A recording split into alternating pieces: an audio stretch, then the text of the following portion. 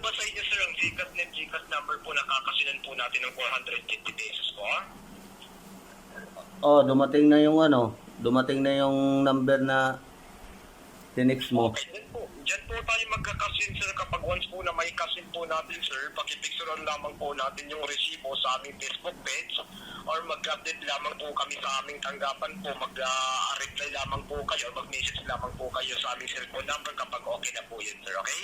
Eh, paano yun? Wala pa akong pang-cash in sa inyo.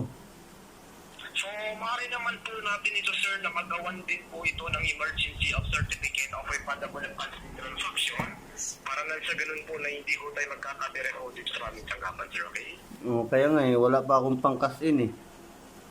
So, ngayon po ba, sir, itutuloy mo ba o hindi po? Wala pa nga akong pang-cash in, maghahanap pa ako sa kasama ko eh.